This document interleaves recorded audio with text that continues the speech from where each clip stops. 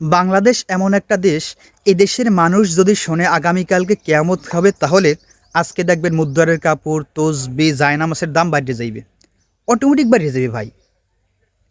দেখেন যুদ্ধ হইছে, ইরান আমেরিকা কোথায় যুদ্ধ হইছে, কিন্তু এদেশে জ্বালানি তৈল বেচা বন্ধ হয়ে গেছে। সরকার পক্ষ জানাইছে 3 মাস বা 2 মাস পর্যন্ত জ্বালানি তৈল গ্যাস মজুত আছে, মানে এত টেনশন করার কোনো কারণ নাই, ব্যবস্থা হয়ে যাইবে। কিন্তু না, যুদ্ধ 4-5 দিন যাইতে না যাইতেই দেখা যায় বেচা বন্ধ হয়ে গেছে।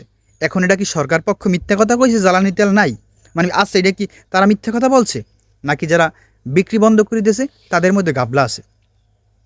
সরকার পক্ষের মধ্যে থাকতে পারে, তাদের মধ্যেও থাকতে পারে, কিন্তু এর মাঝখানে অন্য একটা গ্রুপ আছে যারা দেশে তৈল আনে, বা যারা বড় বড় কোম্পানি, সরকার তো নিজে তৈল আনে না, কোনো এজেন্টের মাধ্যমেই তা আনে।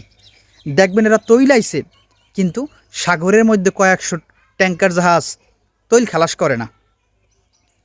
কারণ এই তৈল বেচা যদি 5 দিন বন্ধ থাকে, তাহলেই দেখা যাবে লিটারে, বাংলাদেশ না, বাংলাদেশে লিটারে কেন 100 টাকাও বাড়িয়ে গেছে।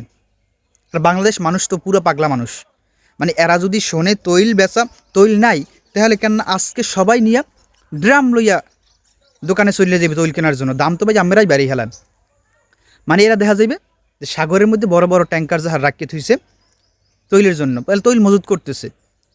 এই তৈলের দাম যখন বাড়বে, তখন তারা ওইগুলা ছাড়বে। এই হইলো বাংলাদেশ, এই হইলো বাংলাদেশি মানুষ। মানে বিপদ আইলে কেউ বিপদে পড়ে, কেউ বিপদ থেকে কোটিপতি হয়। বাংলাদেশটা হইলো এরকম। যাই হোক, তৈল বেচা অটোমেটিক বন্ধ হয়ে গেছে, এখন তো সবার মাথা খারাপ। আমারও মনে হয় তৈলে আসলে মজুত আছে, কিন্তু এই দুর্নীতি করার জন্য তৈল বেচা বন্ধ করে দিয়েছে বাংলাদেশ। দুর্নীতি মানে প্রত্যেকটা শিরায় শিরায় বাংলাদেশের দুর্নীতি। যাই হোক, ভালো লাগলে ফলো এবং সাবস্ক্রাইব করে দিয়েন।